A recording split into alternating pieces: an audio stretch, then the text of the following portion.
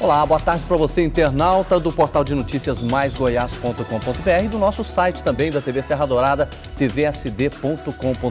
Hoje tem mais uma etapa da Sabatina 2012 que está recebendo aqui em nossos estúdios, aqui na TV Serra Dourada, todos os candidatos à Prefeitura de Goiânia. E hoje nós estamos recebendo o atual prefeito e candidato à reeleição, Paulo Garcia. Boa tarde ao senhor. Boa tarde, Jodevar. Boa tarde, Marcelo, Luciana, Carlos. Boa tarde, internautas que vão participar conosco desse período de debates. E já que o senhor fez a apresentação dos nossos convidados, está aqui Carlos Pereira, representando a Rádio Difusora. Boa tarde para você. Boa tarde, Jodevar. Boa tarde aos internautas. Boa tarde a todos que estão acompanhando essa entrevista. E vamos para mais um debate, né? Vamos para mais um debate com Luciana Finholdi também. Olá, uma boa tarde, um prazer enorme estar aqui. Boa tarde, prefeito Paulo Garcia. Vamos lá.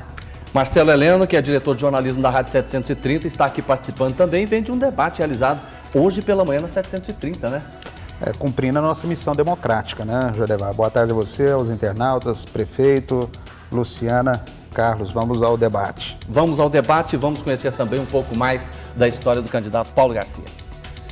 O candidato à reeleição é casado, pai de 2 filhos, médico neurocirurgião. A militância política teve origem na atividade acadêmica na Universidade Federal de Goiás, onde já foi professor, e nos movimentos promovidos pelo Conselho Regional de Medicina. Já foi diretor-presidente da Unimed, deputado estadual e vice-prefeito de Goiânia. Entre seus lemas está a permanente construção de qualidade de vida para o cidadão do centro e da periferia.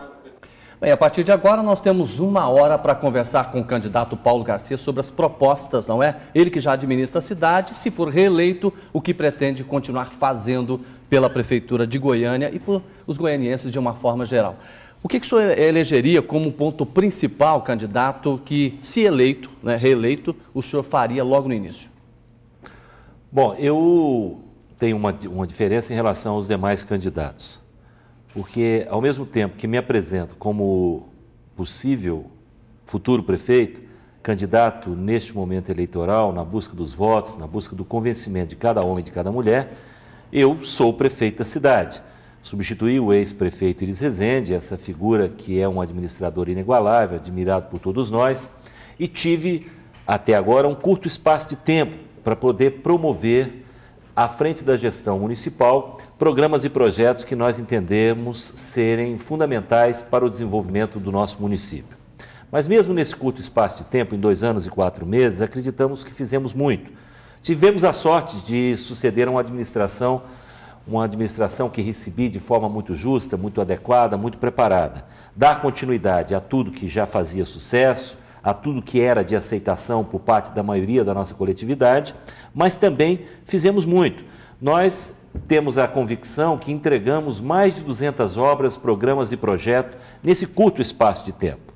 E o que nós desejamos? Goiânia está próximo a completar 80 anos. No ano que vem, Goiânia vai completar 80 anos de vida. É uma cidade, portanto, que se torna madura. É uma cidade que deve continuar crescendo, que deve continuar se desenvolvendo. Para isso, nós estamos propondo que nós retomemos definitivamente um planejamento estratégico para os anos futuros, para os anos vindouros. Planejar estrategicamente significa promover uma cidade sustentável, que é o que se pensa hoje em dia dos espaços urbanos. Promover a sustentabilidade, gerando oportunidades para todos, para cada homem, para cada mulher que vivem no nosso município. Isso significa desenvolver diversas cadeias produtivas que sejam criativas, mas que ao mesmo tempo não sejam degradantes e não agridam o meio ambiente. É nossa intenção que Goiânia, que já é reconhecida como a cidade de melhor qualidade de vida, dentre as cidades com mais de 1 milhão de habitantes no Brasil, que ela permaneça com essa primeira colocação e preserve de forma definitiva todos os seus mananciais ambientais, todo o seu ativo ambiental, que é muito caro para nós e orgulha muito a nossa cidade. Agora, o senhor como prefeito e candidato à reeleição, qual é a visão do senhor quanto aos problemas da capital? Muito bem, Luciana, eu agradeço essa pergunta, essa é uma pergunta muito interessante. Porque como prefeito, eu reconheço, não só eu reconheço, tenho certeza que a maioria da população também acredita, porque convive com isso no dia a dia, organismos nacionais idôneos, como o IBGE, reconheceram recentemente a nossa primeira colocação, organismos internacionais como o BID, Mas eu não escondo o sol com a peneira. Nós temos muitos problemas, nós temos diversos obstáculos a serem superados, nós temos diversas demandas a serem respondidas. Eu posso citar algumas. Por exemplo, na saúde. Na saúde nós precisamos continuar avançando, porque promover um desenvolvimento sustentável significa construir qualidade de vida, significa cuidar das pessoas. Portanto, nós precisamos avançar. E eu avancei muito, eu investi muito na saúde. Para que vocês tenham uma ideia, constitucionalmente, isso é, pela lei, eu sou obrigado a aplicar 15% do orçamento municipal, 15% de todo o recurso da prefeitura na saúde. No ano passado, eu digo do ano passado porque os números já estão consolidados, nós investimos 23% do orçamento. É mais ou menos assim para as pessoas entenderem. A cada R$4, R$1 foi investido em saúde. Os outros 3 em todas as demais áreas. Portanto, é um investimento significativo. 23% significa aplicar, investir 120 milhões de reais a mais do que o mínimo previsto pela Constituição em saúde. Se nós formos comparar o que pode se fazer com esse dinheiro todo, se nós fôssemos construir unidades habitacionais para pessoas de menor poder aquisitivo, isso daria para construir 3.000 unidades habitacionais. Nós poderíamos, neste momento, ter 3.000 famílias abrigadas em casas dignas e adequadas para a sua manutenção. Portanto, mesmo com esse investimento, nós entendemos que precisamos humanizar a saúde.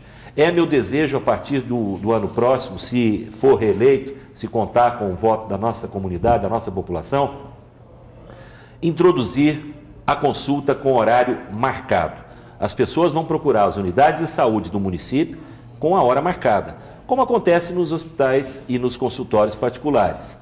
Nós queremos expandir para outras regiões, outras unidades do Hospital da Mulher. Eu tive a honra e a satisfação de construir o Hospital da Mulher e Maternidade Dona Iris. Todos nós sabemos que antigamente, aqui próximo, na Vila Redenção, na região sul da cidade, existia desde do final da década de 60, início da década de 70, a maternidade Dona Iris. Essa maternidade, ela foi demolida. Quando eu assumi a prefeitura, não havia um tijolo colocado naquela obra. Nós executamos uma obra que eu tenho orgulho de dizer, eu sou médico, eu conheço todas as unidades hospitalares de Goiânia, não há unidade hospitalar tão bem executada e construída dentro de padrões tão modernos como o Hospital da Mulher. Por que o Hospital da Mulher? Porque a mulher tem características de saúde toda especial, tem uma característica toda especial relacionada às suas condições de gênero. São atenções que precisam ser dadas à saúde global da mulher de forma muito específica. Nós queremos construir em cada região polo da cidade outros hospitais da mulher para prestar essa assistência. É Perfeito. Nossa intenção também construir em um próximo mandato centros de referência diagnóstico. Nós queremos construir unidades diagnósticas completas. O que é isso? O centro diagnóstico seria um prédio onde nós teríamos exames de imagem, por exemplo, tomografia, ressonância, raio-x, ultrassom, exames laboratoriais, enfim, todos os exames complementares que são necessários ao atendimento da saúde da população. Isso é descentralização efetiva, responsável e que promove sustentabilidade e qualidade de vida para as pessoas. Prefeito, o senhor é natural que a sua principal bandeira seja dar continuidade à gestão que está aí. O senhor acredita, aposta, só que quando o senhor fala em planejamento estratégico, presume-se que já haja um diagnóstico, que é o que procede o planejamento estratégico. Esse diagnóstico o senhor já tem, o que o senhor acha que tem que ser corrigido do que está sendo feito na prefeitura hoje? Marcelo, nós tivemos também, eu tenho repetido por diversas vezes que Deus tem me dado oportunidades que eu não imaginava que teria na vida.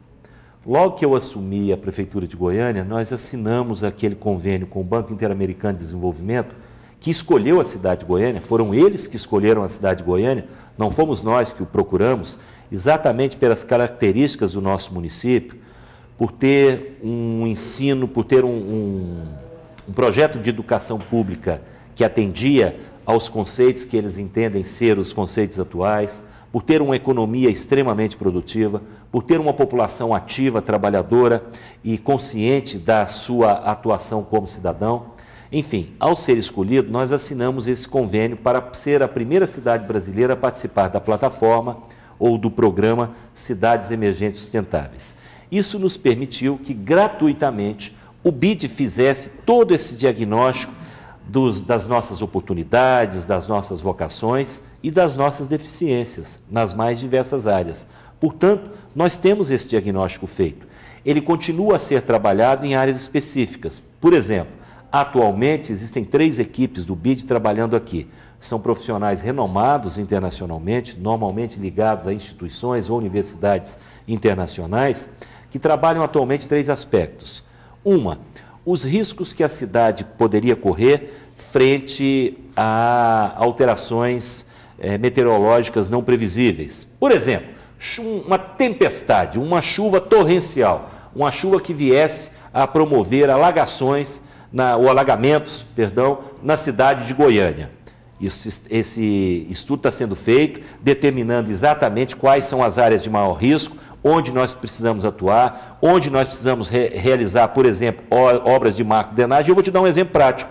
Ali no início da Avenida César Lattes, no Novo Horizonte, ali próximo ao Parque Bernardo Helles, que foi um dos parques que eu inaugurei. Ali há um bueiro celular de dimensões reduzidas para a atual permeabilidade do solo naquela região. O que é isso?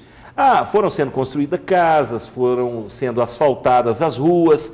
Então, a água da chuva, quando cai, ela não tem mais a mesma extensão de terra que tinha para penetrar no solo. Então, a permeabilidade está diminuída.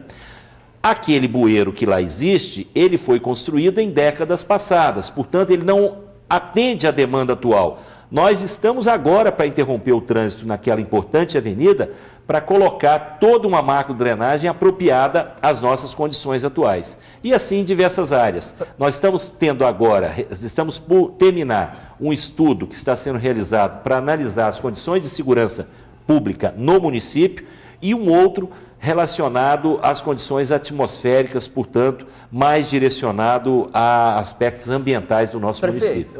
A questão ambiental, o senhor acabou falando a palavra-chave, que é um questionamento que vem sendo feito pelos outros candidatos. O senhor, como prefeito, sabe também que vai ser bastante questionado pelos outros candidatos. E o questionamento, ele se relaciona justamente à questão do meio ambiente, né? E em relação aos prédios que estão sendo construídos, que foi iniciado na administração do prefeito Iris Rezende, em contrapartida com as empresas construindo lagos. E isso acaba prejudicando as nascentes. O senhor acha que isso é real, como aconteceu lá no Goiânia 2, uma construção acabou sendo impedida através de mobilização popular e depois a ação do Ministério Público, e como está acontecendo também no córrego Cascavel? Ou seja, o senhor pretende manter esse projeto que está sendo questionado pelos adversários do senhor? Eles, quando fazem essa afirmação, com toda a humildade, com todo o respeito àqueles que se apresentam para disputar conosco esse processo eleitoral, eles demonstram um desconhecimento profundo da realidade da cidade de Goiânia. Nós temos um plano diretor que foi aprovado há aproximadamente 4, 5 anos. Esse plano diretor, ele traz uma previsão, uma normatização praticamente de todas as atividades dentro do município. O que nós precisamos entender é que as edificações, elas acontecem de acordo com a legislação da época. Naquele momento, quando esses projetos foram aprovados, todas essas edificações se encontravam rigidamente dentro da legislação momentânea. Não há nada executado de forma irregular. Um outro equívoco por parte de quem faz essa afirmação é que essas edificações não estão em áreas de nascente. Poderiam dizer que essas edificações estão próximas a áreas de retenção. Áreas de retenção ou lagos, lagoas, enfim, pequenas bacias que são retidas e há uma formação de um espelho d'água. Naturalmente, quando se constrói uma edificação verticalizada muito alta, um prédio com muitos andares, para que as pessoas entendam de forma muito simples, há necessidade de uma base de sustentação mais profunda do que se fosse de uma casa. Nós sabemos que os prédios precisam de base de sustentação mais sólida. Isso pode chegar até o lençol freático. Inclusive, O lençol freático pode ser mais superficializado em algumas regiões, como é o caso lá do Cascavel. Muito bem. O que precisa ser feito? E graças a uma atuação nossa, deve se iniciar agora aqui num parque próximo, que é o Parque Flamboyant.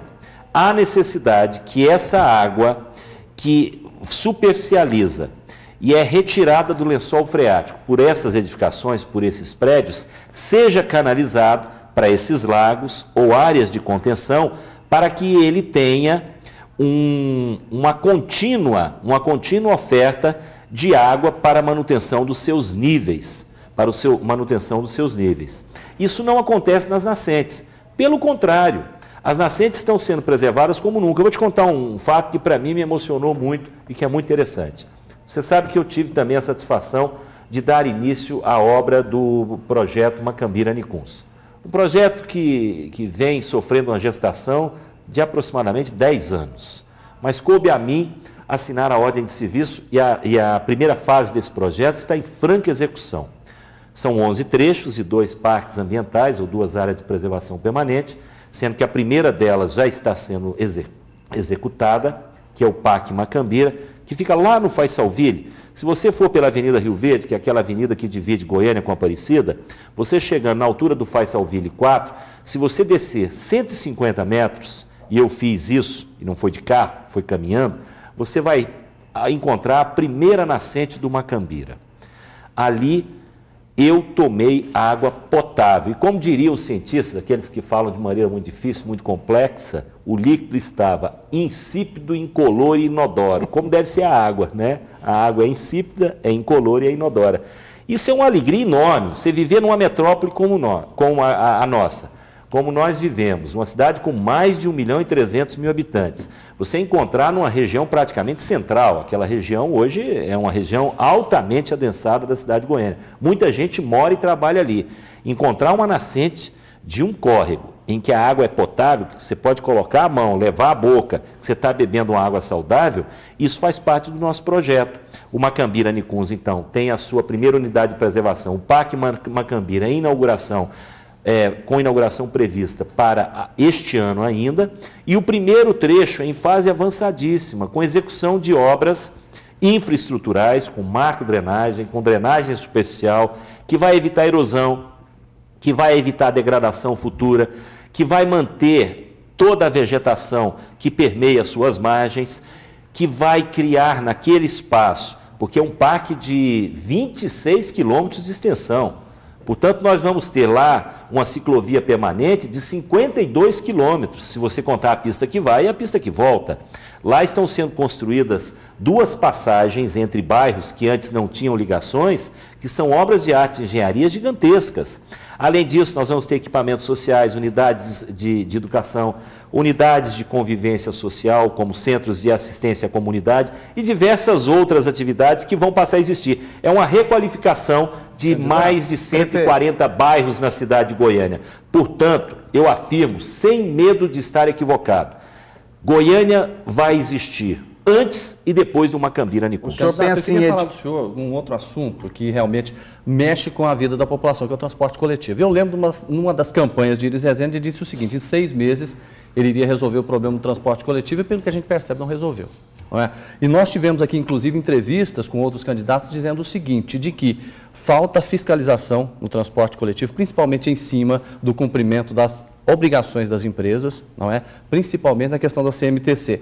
Por que não foi resolvido e o que o senhor pretende fazer para resolver isso? Porque senão fica aquela história, na campanha se promete uma coisa, quando a pessoa assume, a ação ela é diferenciada. A questão da mobilidade urbana é um grave problema de toda cidade de maior porte no país. E quando discutimos mobilidade urbana, obviamente, vamos também discutir um dos seus aspectos, que é o transporte de massa, o transporte coletivo, o transporte que se faz através do ônibus.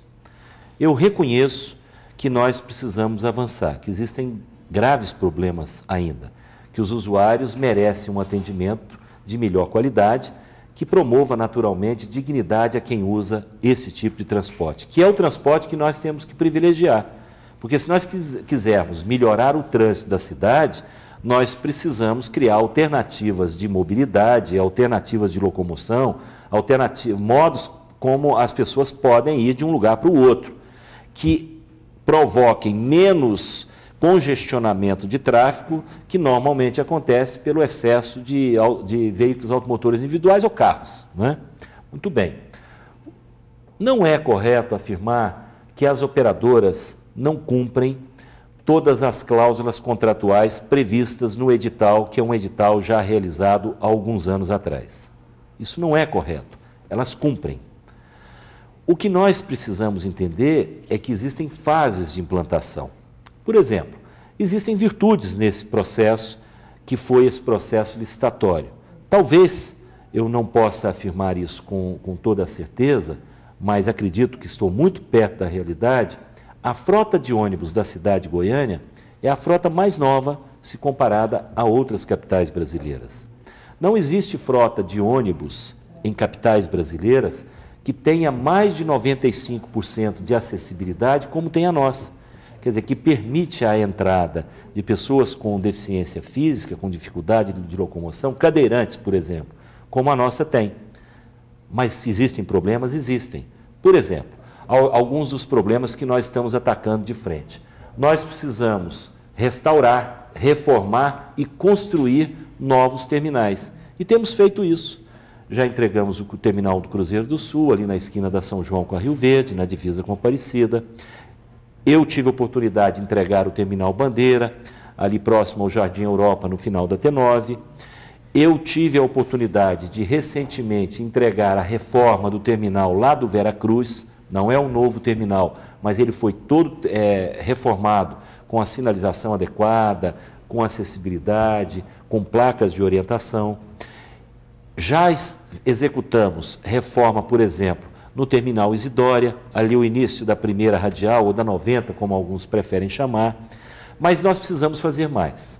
Nós precisamos, por exemplo, implantar definitivamente os corredores chamados de corredores exclusivos. Eu implantei o primeiro, que está aí para mostrar para todo mundo o que a gente deseja implantar em 102 quilômetros de corredores ou de vias arteriais, as principais avenidas de Goiânia, porque por aí passam as principais linhas de ônibus.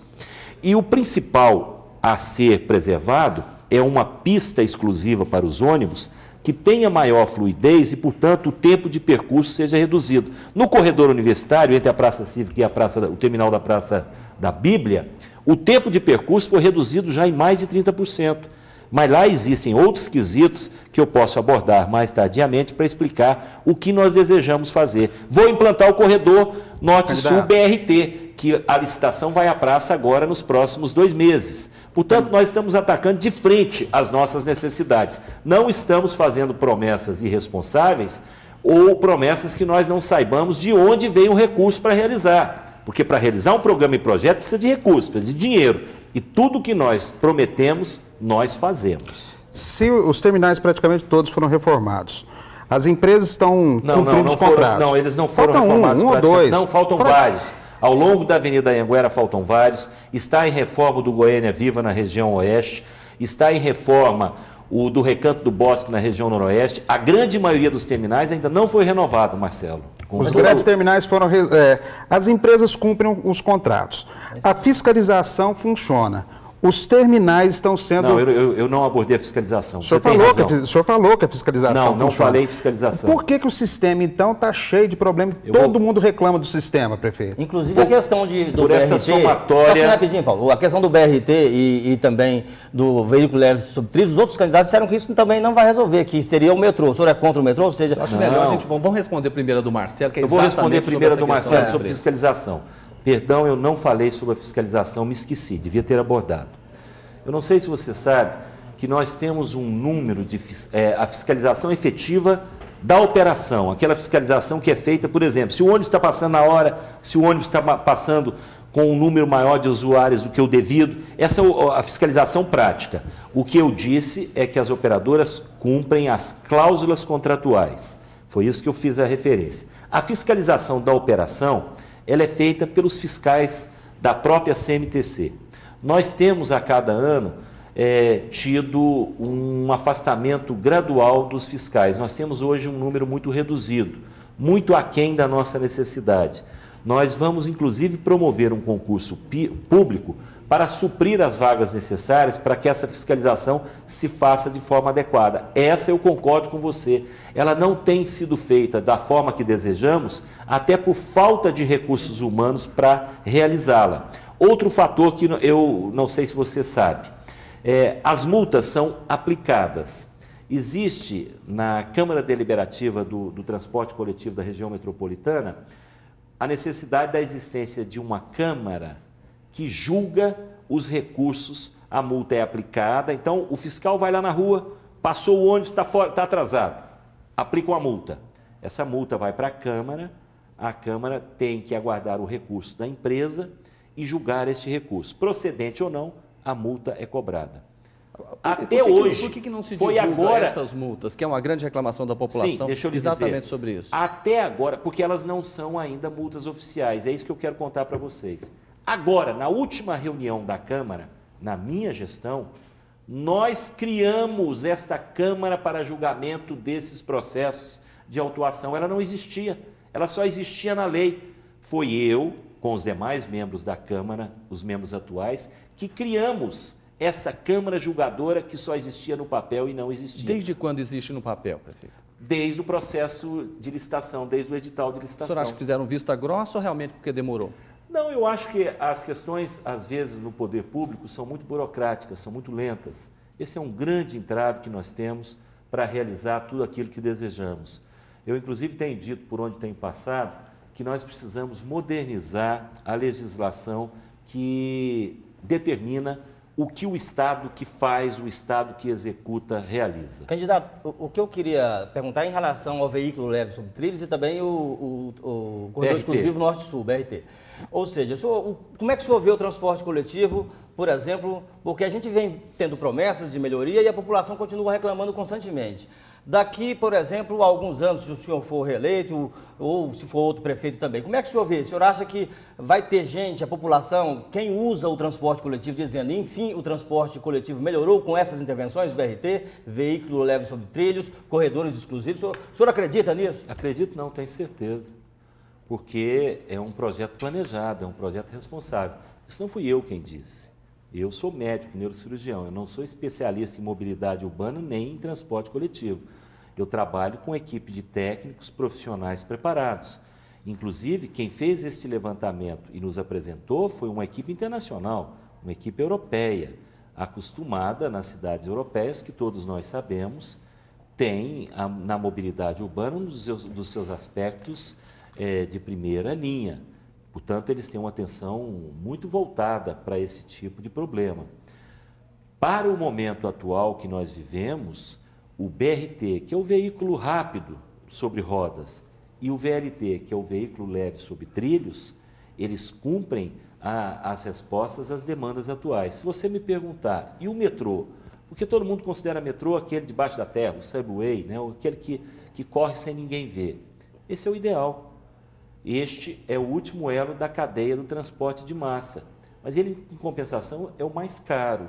Nós precisamos de recursos que só são adquiridos ou só nos são oferecidos quando os organismos internacionais financiadores, normalmente os organismos que financiam esse tipo de projeto, são organismos internacionais, eles entendem que é chegado o momento exato.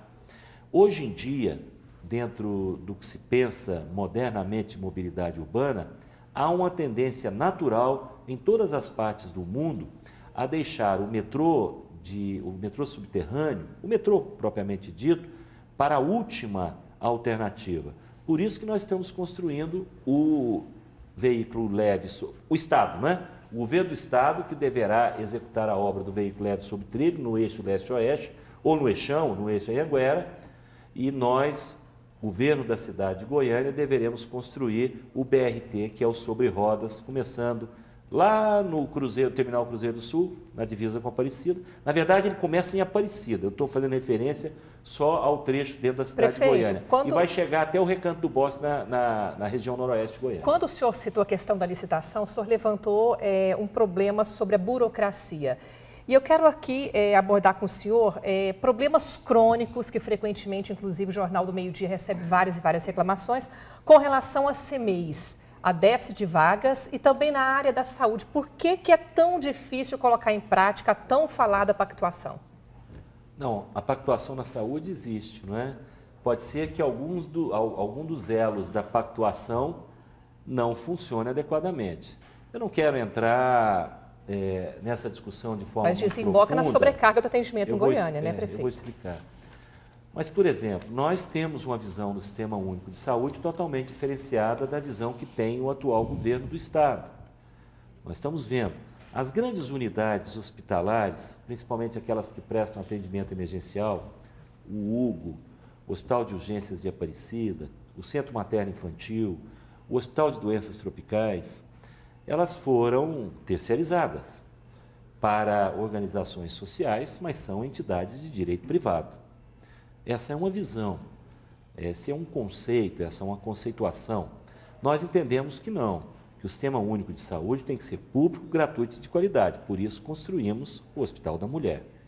Um outro grave problema é que, isso nós repetimos por diversas vezes, de cada 3 atendimentos que são realizados na cidade de Goiânia, 2 deles são de pessoas que vêm de outros municípios, não só de municípios goianos, dos 245 outros municípios goianos. Podem vir até de outros estados, de outras unidades da Federação Brasileira. O que isso acarreta? Isso gera um déficit financeiro significativo? Não necessariamente, porque onde há pactuação, nós recebemos pelo serviço prestado. Quando não há pactuação, isso é prejuízo. Mas o principal e grave problema é o seguinte, Luciana. Quando eu vou construir uma unidade de pronto atendimento, como estamos construindo 3, para um atendimento, segundo as normas do Ministério da Saúde, há aproximadamente 300 mil usuários. Isso é feito com base no cálculo da nossa população calculada pelo IBGE. Então, quando eu busco recurso no governo federal para construir uma UPA, uma unidade de pronto atendimento, essa unidade de pronto atendimento é construída por uma população de 1.300.000 habitantes, falando em números redondos. Só que a população que, na verdade, usa essa unidade é 3 vezes maior, porque vem 2 de fora a cada 3. Aí é uma sobrecarga. Há uma utilização por um número de pessoas excessivo em relação ao que para ela foi projetado. Este é um gravíssimo problema, mas é a realidade, que só será solucionado se os outros municípios e os outros estados brasileiros assumirem o seu dever. Senão, não há solução plausível para este problema. E onde é que entra essa divergência com o governo do estado, que essas unidades do governo também recebem esses pacientes que vêm de outros municípios? É exemplo do que acontece com as unidades municipais. Elas recebem, mas não na quantidade que nós recebemos, porque a maior parte dos serviços chamados de serviços básicos ou primários, de serviços assistenciais às condições genéricas da saúde, são realizados pelo município, em ambulatórios, em CAIS, em CAPS. O que é CAPS? CAPS é o Centro de Assistência Psicossocial, que nós estamos construindo 6 novos CAPS na cidade de Goiânia, para atendimento a problemas de saúde mental. Essas unidades, inclusive, elas são importantes porque nós estamos construindo 2 CAPS AD. O CAPS AD é aquele CAPS que tem um atendimento ambulatorial ao usuário de drogas, ao dependente químico, que é uma doença mental, é um problema de saúde mental, a dependência química. Veja bem, a maior parte desses atendimentos, então, que são os atendimentos rotineiros e diários, são feitos nessas unidades. Para essas unidades estaduais, são direcionados os tratamentos chamados terciários ou quaternários. O que é isso? Tratamento especializado, grandes cirurgias, não é? Complicações de atos quaisquer a quais foram submetidos esses pacientes. Então, o aporte de pessoas é menor, eles são mais dedicados à área emergencial. Por elas não suportarem e não prestarem um atendimento adequado, e para a população não interessa, viu, Marcelo? Não interessa se a unidade é do Estado, é do município, ou se a unidade é do governo federal. O que ele quer é um atendimento digno, e é isso que nós estamos propondo com o nosso planejamento. Eu concordo com o senhor, mas quem fez a diferenciação no início da resposta foi o senhor, dizendo que a prefeitura tem um modo de ver diferente do governo do Estado e que isso daria um problema. Não, isso é claro, isso é óbvio, né? Todo mundo vê. Isso está divulgado nos meios de comunicação, isso é fato. Enquanto nós construímos, eles repassam. Mas qual seria o resultado disso na prática? O resultado, na minha avaliação, é um desvirtuamento do Sistema Único de Saúde, que do ponto de vista de elaboração e de conceituação, é o melhor sistema público de saúde do mundo, do ponto de vista de conceituação, de legislação. Mas a grande verdade é que ele desse longo período da sua construção com muito esforço, graças principalmente aos profissionais da saúde que compõem, que atuam na base desse sistema, ele se desvirtua na medida que você repassa unidades que são fundamentais, porque o sistema é hierarquizado. Ele começa o atendimento lá no programa de saúde da família, que vai fazer o atendimento em casa, e pode terminar, por exemplo, no Hospital das Clínicas, que é um hospital federal da Universidade Federal de Goiás, onde os atendimentos mais especializados e sofisticados deverão ser realizados. Quando você tira um elo da cadeia, você está desmontando essa cadeia. Para reconstruí-lo, é preciso um esforço significativo. É nesse sentido, mas é uma questão de entendimento conceitual. Sim, é mas uma questão de método. As unidades estaduais não continuam recebendo os pacientes do SUS, prefeito? Todos nós sabemos que elas passaram por sérias dificuldades, não é? Com dificuldades de manutenção, inclusive com insumos básicos. Agora, me parece, segundo as informações que tenho tido, que elas pretendem reiniciar e alcançar a sua atividade plena. Essa é a informação que temos. Mas as unidades municipais também enfrentam graves problemas. A gente vê denúncias o tempo todo. O que a gente quer saber, o que a população, quem está assistindo a gente quer saber, é na prática o que fazer para curar a doença da saúde. Eu vou te dar alguns exemplos práticos. Por exemplo, Pereira, a questão das UTIs, que é regulada pelo município, que tem problemas. Que tem problemas. Ou seja, porque é o seguinte, candidato, porque é assim... Eu vou responder a você e ao Marcelo o que nós precisamos fazer, o que eu pretendo fazer se eu for reeleito. Manda por abraço, exemplo, então. Nós estamos já construindo 10 unidades básicas de saúde da família, que são 10 UBSFs, para aumentar em 10 regiões da cidade unidades que prestem um atendimento inicial. Nós estamos construindo, como eu já disse, 6 CAPs, 6 centros de atendimento psicossocial que são específicos para atendimento à saúde mental. Entreguei o primeiro hospital na região centro-oeste, hospital para atendimento completo à saúde da mulher. Nós pretendemos, como eu já disse em alguns órgãos, e nem me recordo se já disse aqui hoje, que nós penso que sim, vamos adotar as consultas com horário marcado. Vamos fazer uma restauração e reforma em todas as unidades já existentes, promovendo um novo layout para que esse atendimento seja mais humanizado, tenha melhor condição de acolhimento das pessoas que procuram as nossas unidades e sejam apropriados e preparados para receber todo mundo que as procura. Nós pretendemos construir mais hospitais da mulher, como já disse aqui. Nós queremos construir 4 centros referência de diagnóstico, que eu expliquei aqui o que é. Um local onde todos os exames podem ser realizados. Nós queremos também avançar, principalmente, na qualificação contínua dos trabalhadores e profissionais da saúde. Processo esse já desencadeado. Fui eu quem sancionou a lei do plano de cargos e salários da saúde. Não existia no município de Goiânia. É verdade que ele começou a ser trabalhado pelo ex-prefeito Iris Rezende. Nós temos que fazer o reconhecimento de quem começou esse processo. Mas coube a mim sancionar essa lei, que melhorou em muito a remuneração dos profissionais, dando a eles oportunidade de trabalhar também em melhores condições. Eu queria, em cima disso, para fazer uma pergunta. O senhor está falando dessa questão do atendimento com hora marcada, isso tudo, claro, o senhor vai ter que combinar com o médico. Por quê?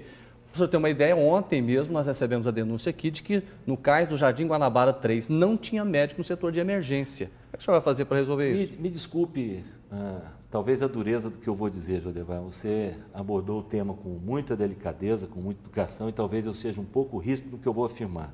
Eu não tenho que combinar com ninguém, eu tenho que determinar. O gestor público municipal, ele Mas está lá... Mas o senhor não determinou até agora? Nós determinamos uma diferença que talvez vocês não saibam. Até o período que eu assumi, por exemplo, as consultas para o período da manhã, elas eram todas marcadas para 7 horas. Obviamente que chegavam todos, homens e mulheres, crianças, adolescentes ou idosos, para serem atendidos nessas unidades às 7 horas da manhã, o que promovia uma sobrecarga, na minha avaliação, desumana, sendo que nós tínhamos consciência que alguns desses ou dessas seriam atendidos no final da manhã. Nós introduzimos, até porque isso muda toda uma escala de funcionamento de uma unidade como essa, a graduação e, portanto, a introdução sequencial e parcial desse processo. As consultas agora são marcadas a cada hora e meia, o que reduziu e melhorou. Agora nós estamos no momento da aplicação do horário definitivo. O profissional da saúde, como todo servidor público municipal, na sua grande maioria é muito dedicado, é muito preparado. Eu não concordo com essa imagem que se tem, que foi construída ao longo de alguns anos, e eu penso que quem construiu essa imagem foram aqueles que entendiam que o Estado precisava ser desativado, que defendiam uma política neoliberal em que do Estado mínimo, o Estado em atuação em áreas muito reduzidas. Ele foi afirmando ao longo dos anos que o funcionalismo público não trabalha, que era muito bem remunerado, preguiçoso. Isso não é verdade. O servidor municipal, e eu afirmo por onde passo, ele é o grande responsável pela construção dessa capital brasileira, que é reconhecida como a melhor capital brasileira para se viver. Ele trabalha muito. Ele, na maior parte das vezes, não tem uma remuneração digna.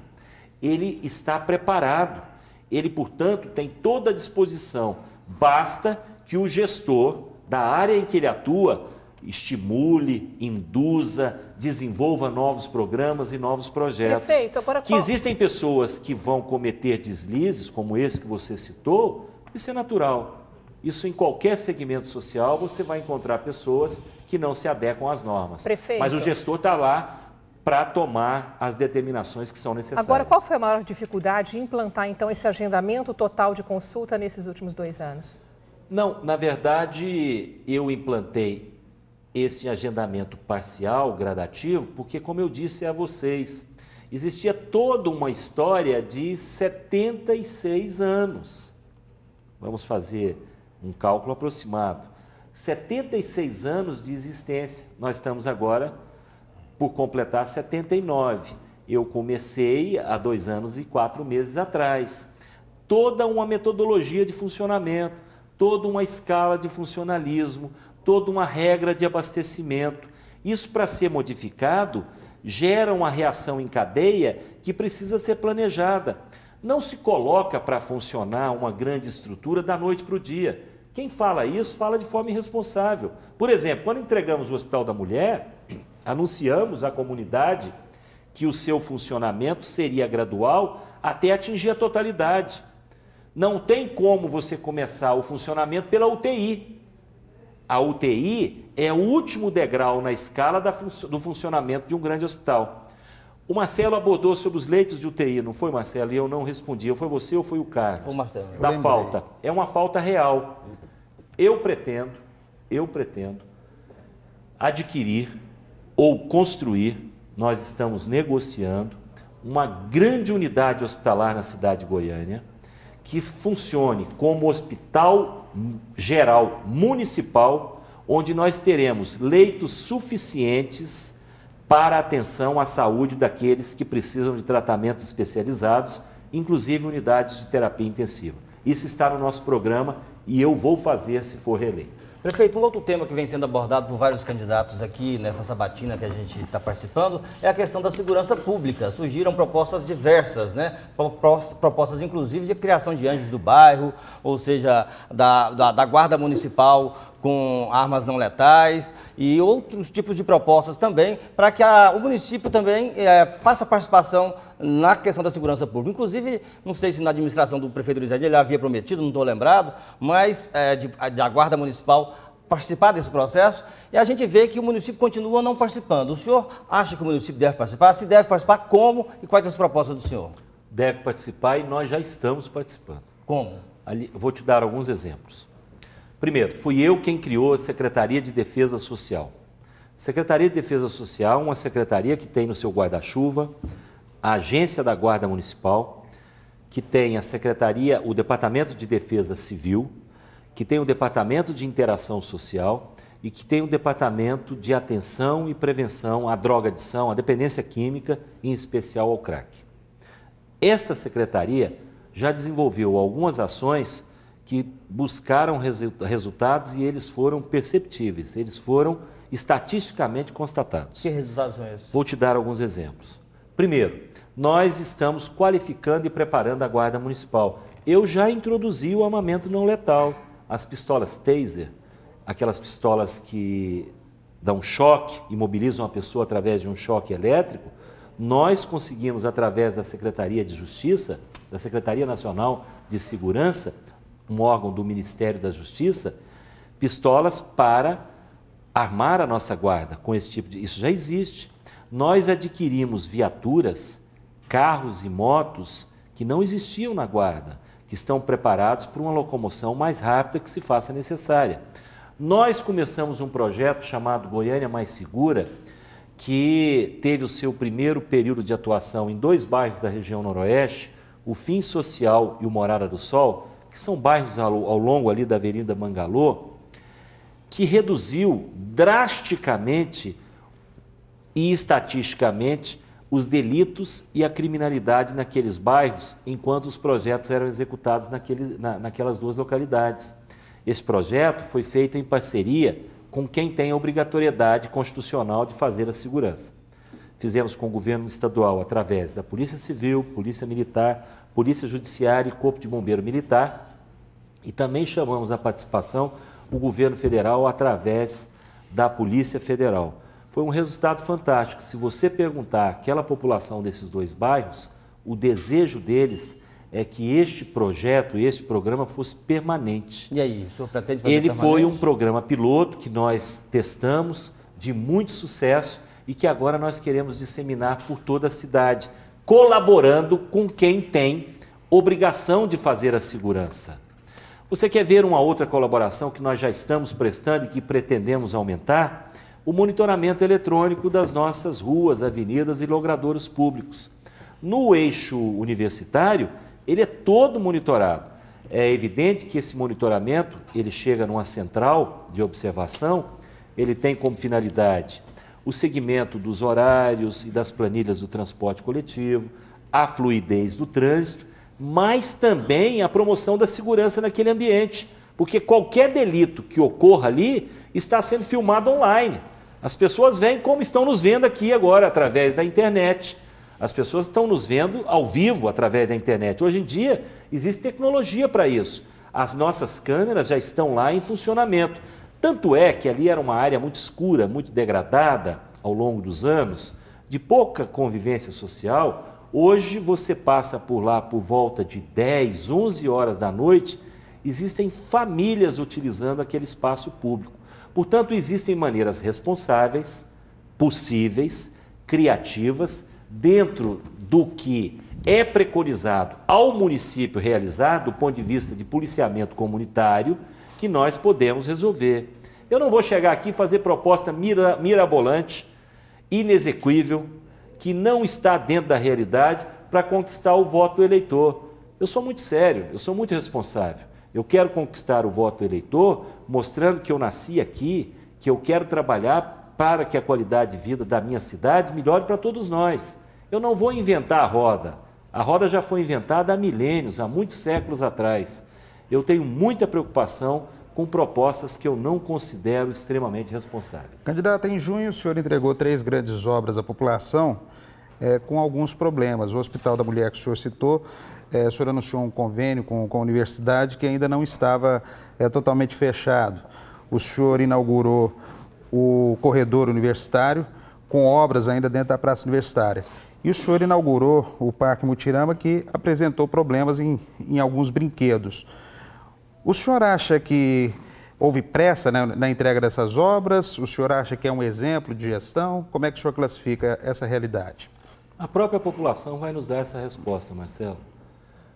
A aferição da satisfação da população nesses 3 locais que você citou é de uma satisfação extremamente significativa. Nós estamos fazendo isso do ponto de vista estatístico. Nós estamos fazendo pesquisa de satisfação no próprio local. O Zoológico de Goiânia. Aquilo ali é um complexo. O Lago das Rosas, o zoológico moderno, atual, restaurado, que promove condições de saúde ambiental para os próprios animais que são ali expostos, que ali realizam a sua reprodução em cativeiro, porque podem ser espécies em risco de extinção, um local de convivência social, um local que retornou a ser o principal local de frequência nas tardes de domingo do Goianiense. Nós criamos a Praça Joaquim Xavier Curado, do outro lado da Avenida Anhanguera, lá perto do Corpo de Bombeiro Militar, que era uma área degradada, uma área de frequência de marginalidade, uma área de usuários de droga, e hoje é uma área completamente revitalizada, por onde milhares de pessoas passam ao longo da semana. Parque Mutirama. Parque Mutirama, todos nós conhecemos os problemas que enfrentamos. E eu, sem falsa modéstia, eu afirmo que eu fui muito firme em perseguir a conclusão dessa obra. As maiores dificuldades eu passei para executar essa obra. Nós todos sabemos, com os fatos que atualmente vieram à tona, que existia um grupamento político que utilizava de manipulações e de recursos não republicanos, que atuou nos bastidores para que essa obra não fosse executada. Isso não fui eu que disse, isso foram vocês, dos meios de comunicação, que mostraram através da imprensa fatos que nós não sabíamos. Mas concluímos o parque temático, a primeira fase daquele grandioso projeto. O parque temático tem trazido uma alegria tão grande à nossa população que, para que você tenha uma ideia, nos primeiros 13 dias de julho, nós tivemos uma frequência em dobro em relação a toda a frequência média ao longo da sua história neste mesmo mês de julho por completo. São brinquedos novos, atrações, um espaço restaurado, obras infraestruturais que precisaram ser feitas, restauração do ponto de vista urbanístico, da flora, preservação ambiental. E os brinquedos não tiveram problemas assim como foram alardeados. Na verdade, nós tivemos lá 2 ou 3 paralisações que são naturais em parques temáticos dessa proporção. Eu não sei se todo mundo sabe, o Parque Mutirama atual é o 3º parque em dimensão na América. Os 2 maiores que ele são particulares, portanto, público ele é o maior. É um parque grandioso. 2 ou 3 brinquedos paralisarem durante o seu funcionamento, isso acontece em qualquer parque. E o motivo da sua paralisação foram 2. Por 2 vezes, falta de energia. Havia geradores para suprir a energia faltosa? Haviam, mas um dos 3 geradores apresentou defeito. Imediatamente, nós o retiramos de uso e compramos um novo gerador. Um outro problema foi um problema hidráulico. Problemas hidráulicos surgem. Uma pequena mangueira, ao ser utilizada, apresentou uma perfuração, deve ser defeito de fabricação, ela foi substituída, o brinquedo voltou a funcionar. Não há nada de anormal. Esses dias eu ouvi uma crítica que me pareceu até um pouco jocosa e maldosa. Grandes filas. Só quem não conhece grande parque temático pode afirmar a ausência de filas. Fila significa que as pessoas estão gostando daquela atração. Quem já foi, por exemplo, ao parque mais famoso do mundo, que é a Disney, e eu já fui, eu já peguei fila lá com meus filhos, quando meus filhos eram menores, de 2 horas em uma atração. Isso é normal, isso é natural. Agora, o que não é natural é pessoas apregoarem que nós estamos submetendo os usuários a risco e que a qualquer momento vai ter um acidente fatal. Eu acho isso até meio dantesco, meio grosseiro. Eu acho que essa é uma colocação que não deveria ser feita por ninguém. Nós não desejamos que isso aconteça. E não vai acontecer, nós estamos trabalhando com muita seriedade. Prefeito, já que o senhor citou as críticas, o candidato Jovair Arantes, aqui nessa sabatina, chamou a sua administração de lenta. E hoje, em um jornal impresso, ele diz que o senhor é omisso. Qual será a postura do senhor diante de ataques assim durante essa campanha? Olha, as críticas por parte da oposição são naturais num regime democrático, né? Se não houvesse críticas, eles estariam nos apoiando. Imagino que alguns deles até desejavam nos apoiar, mas em razão de compromissos que nós desconhecemos, isso não foi possível. Mas, enfim, como fazem oposição, tem que criticar. Agora, a crítica desproporcional, a crítica agressiva, demonstra principalmente falta de preparo e de conhecimento. Talvez omissão seja fazer tanto quanto eu fiz em 2 anos. O adversário que a senhora fez referência tem 30 anos de vida pública. Podia apresentar uma lista de folha corrida do que ele fez por Goiânia. Eu tenho certeza, sem demérito, eu respeito muito, que eu em 2 anos e 4 meses de administração fiz muito mais. Omissão, qual foi o outro termo que a senhora... Administração lenta.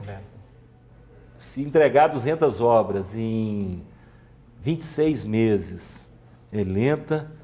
Se eu fosse mais rápido, talvez eu fosse multado pelos agentes de trânsito por ultrapassar o limite de velocidade. Eu te fiz uma pergunta Desculpa a brincadeira, eu sei que a pergunta da senhora foi feita com a maior seriedade, mas não tem outra forma de responder. Eu estou reproduzindo o que o candidato disse aqui. Há um tempo atrás, candidato Paulo Garcia, lá no roda de entrevista, eu fiz uma pergunta para o senhor em relação a essa questão do prefeito Willis Rezende, né, que teve toda uma história e o senhor foi o vice dele, né? Hoje, como é que o senhor vê essa situação? E a gente até brincou aqui, eu e o Marcelo, cadê o pessoal do PT? Que só tem o pessoal do PMDB aqui, tá aqui o Wagner, o povo aqui. O senhor está saindo do PT? O senhor está saindo do PT, prefeito? Não, eu sempre... Só tem o pessoal do PMDB aqui com o senhor? Porque nós somos irmãos siameses. Pois é. Nós somos unidos para valer. Olha a prova aí. Eu estou aqui acompanhado de vários deputados, de vereadores, de lideranças partidárias, das mais importantes. Aliás, o futuro desse partido está aqui, está sentado ao meu lado. Nós temos um projeto... O futuro do PMDB? Pois é, nós temos uma construção de um projeto sólida, real. A nossa parceria... Não é por busca de horário de televisão. Mas em 2014 o PMDB a nossa disse que parceria é com base em programa. E cadê o futuro do PT? Em conteúdo programático. E o futuro do PT não está acompanhando o senhor, não? Tá, também. O PT sempre me acompanhou. Aliás, Marcelo, eu tive uma alegria enorme.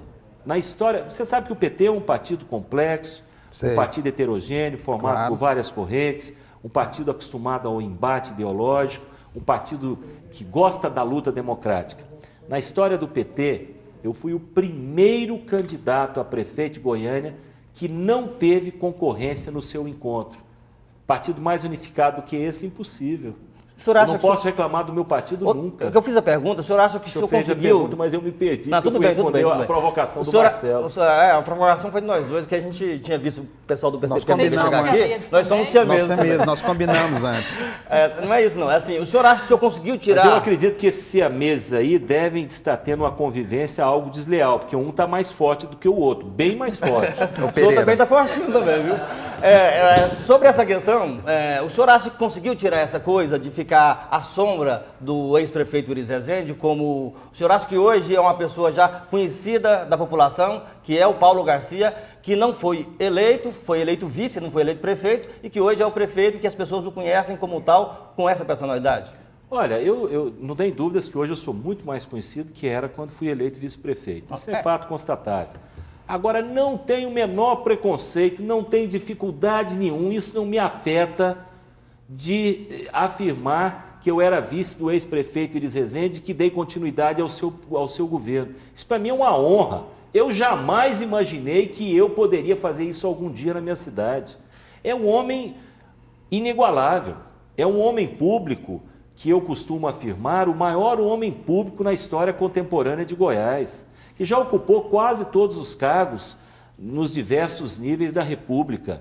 É um homem que tem um vigor físico e intelectual invejáveis. É um homem adorado nessa cidade. Eu faço até uma provocação.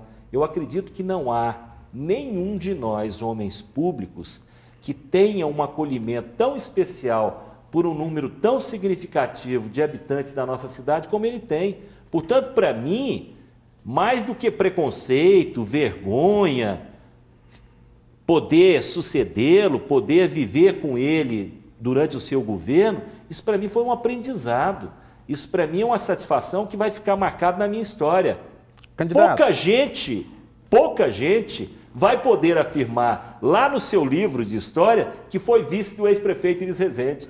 Eu acho que só 2 pessoas na face da terra vão poder dizer isso. Um que foi na década de 60, um outro que foi recentemente no primeiro mandato, e eu sou o terceiro que posso fazer essa afirmação. Não tem mais ninguém na terra que pode fazer isso. Tem, Maguito Vilela também pode. Agora, não, o senhor... estou dizendo como prefeito. Sim, agora o como senhor... governador é outra história. Em vários momentos, né, nas entrevistas, nas sabatinas, nos debates, o senhor tem se referido aos seus adversários e a nós da imprensa, quando é questionado que a pessoa ou está desinformada ou não sabe nada daquele assunto. E no final, o dono da verdade, quem está correto é o senhor. Eu acho natural dentro do debate eleitoral. Mas isso não é uma posição um pouco arrogante, não, prefeito? Não, eu sou uma pessoa humilde, viu, por natureza, por formação. É por isso que eu estou perguntando. Agora, eu não costumo afirmar que a imprensa está equivocada, não.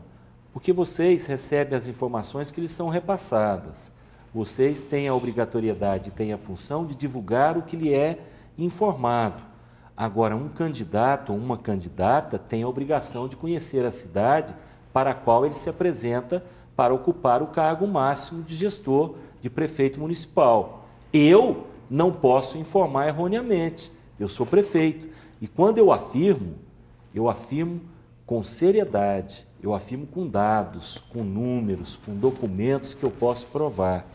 Eu gostaria que todo mundo fosse... Aliás, Marcelo, você me deu uma oportunidade de abordar um tema que eu acho muito importante. A nossa comunidade, a sociedade como um todo, anda muito desapontada com os homens públicos. Não só da cidade de Goiânia, do nosso estado, mas sim do país de forma genérica. A população não suporta mais nós agirmos na vida pública e fazer da vida política um ato de simulação. Nós não podemos ser atores, nós temos que falar a verdade, nós temos que ser sérios, responsáveis, humildes, como muito bem você lembrou, mas ser duro na busca da verdade. E é isso que eu procuro ser. Às vezes, até peço desculpas a você pessoalmente, se eu fui grosseiro, se você entendeu que eu fui grosseiro ao criticá-lo ou a responder de forma inadequada uma pergunta, eu jamais quis chamá-lo de desinformado. Até porque sei que você é um dos jornalistas mais bem informados desse país. Bondade o que eu quis dizer é que existem, e eu reafirmo, candidatos ou candidatas neste processo eleitoral que não têm conhecimento da realidade de Goiânia. Candidato não Paulo conhecem Garcia, a cidade de Goiânia. Nós estamos completando 1 hora de entrevistas aqui com o senhor, no nosso Sabatina 2012. O senhor tem 1 minuto para despedir do nosso internauta. Passou muito rápido, né? Rapidinho, né? Talvez eu tenha falado demais, né? Mas é muito interessante. Eu quero agradecer muito a vocês, né? Agradecer a rede de televisão, agradecer a TV Serra Dourada, agradecer a você, Jodevar, a Luciana, que são os âncoras do principal jornal desta emissora. Agradecer ao Marcelo, que hoje me sabatinou por 2 vezes. E ele é um dos jornalistas que questiona com firmeza, sempre com perguntas muito inteligentes. Hoje eu passei por um sofrimento em 2 momentos do dia que eu jamais imaginei, porque o Marcelo não amolece, o Marcelo pergunta o que tem que ser perguntado. Participei hoje pela manhã de um debate com ele em uma das rádios da cidade e agora tive a honra de ser questionado por ele.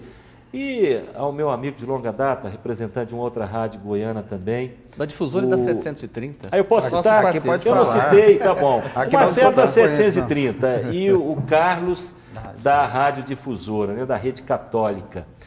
Para mim é uma honra ter participado desse programa com vocês. Eu quero agradecer muito essa oportunidade que vocês me deram. Essa oportunidade talvez seja a oportunidade mais rica que eu vou ter nesse processo eleitoral, de dialogar com a população, de mostrar quem eu sou, de mostrar o que eu penso, de mostrar que nós queremos construir uma cidade em que as pessoas tenham qualidade de vida, desenvolver cadeias produtivas novas que possam gerar renda e emprego para todos e para todas. Eu desejo que todo mundo seja feliz. O meu desejo é que as pessoas possam alcançar os seus sonhos, os seus destinos. Eu nasci aqui. É uma honra muito grande ser prefeito da cidade que nasceu. Portanto, eu não quero decepcionar ninguém. Eu me coloco à disposição e peço o voto de cada um e de cada uma, porque eu tive um período muito curto de administração. Portanto, eu desejo continuar o que nós estamos fazendo e ampliar as conquistas da capital brasileira com melhor qualidade de vida. Que Deus abençoe a todos nós. Muito obrigado pela oportunidade que vocês me deram. Olha, nós é que agradecemos porque a Sabatina sobre as eleições de 2012 é uma parceria da TV Serra Dourada juntamente com o portal de notícias Mais Goiás. Carlos Pereira, da Rádio Difusora, nossa parceira aqui também nesse evento. Muito obrigado, boa tarde a você. Boa tarde e até amanhã. Amanhã tem o último candidato dessa sabatina, né? Exatamente, às 3 da tarde ao vivo. Luciano Finholdi, obrigado, boa tarde. Obrigado pela oportunidade, até amanhã. Marcelo Heleno, Oi. diretor de jornalismo da 730, obrigado. Eu que agradeço a oportunidade. Só vem mais um dia, tá? Só mais amanhã. Sai desde já a saudação, os parabéns a toda a nação colorada. O aniversário do Vila Nova, domingo, 69 anos de idade. Quer falar lá que o Atlético ganhou. Também, parabéns ao Atlético. Esqueceu de saudar a vitória contundente que o Atlético Clube Goianiense teve na noite de ontem. As alegrias atleticanas são mais comuns do que as vilanovenses ultimamente. Prefeito, muito obrigado ao senhor. Boa tarde. Boa tarde, eu que agradeço. E boa tarde a você também, internauta. A gente espera você amanhã às 3 da tarde, ao vivo, aqui de novo na Sabatina 2012. Um grande abraço e até lá.